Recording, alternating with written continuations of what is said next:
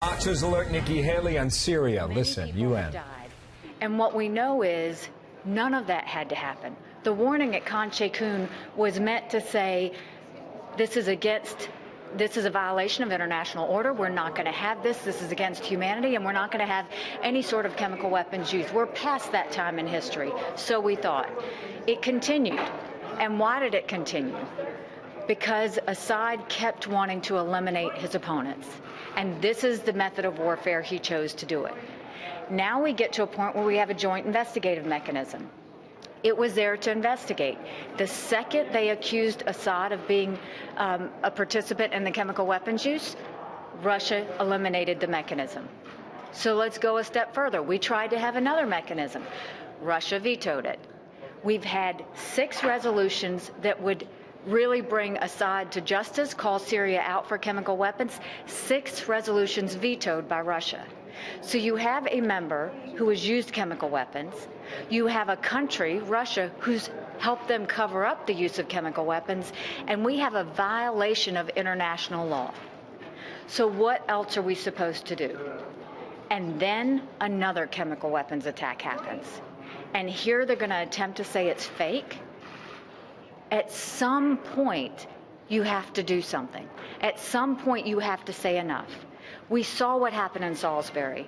This is a renewed effort to bring chemical weapons back into mainstream, and we can't let that happen. For those that say, why would Assad do it? The same reason he's done it multiple times since Khan Sheikhoun. When he goes into an area, this is the quickest way he can eliminate his opponent. And that area, he wanted to eliminate who was left.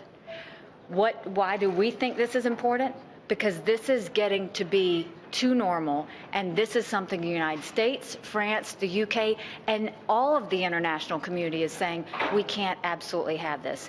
In terms of what's going on in D.C. and with the president, we had meetings in the White House yesterday. I will be going back to D.C. for meetings today. I will tell you that, first of all, did a chemical weapons attack happen? Yes. The U.S. has analyzed, yes, it has happened. The UK has analyzed, yes, it has happened. France has analyzed, yes, it has happened. 3 separate analyses, all coming back with the same thing. There is proof that this happened.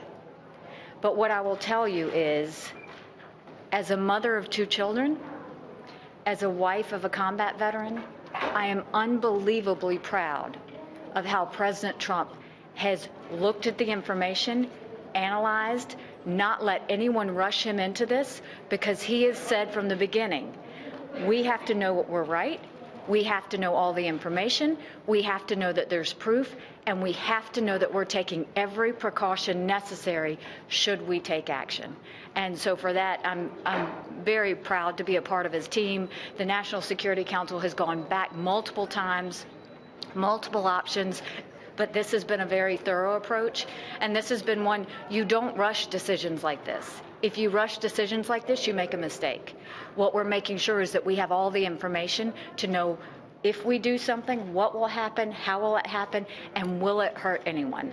And that's always been something that Americans put a lot of thought into, and it's also something that we have a moral obligation to, and we're going to follow through on all of that. Ambassador, you were in D.C. in those meetings yesterday.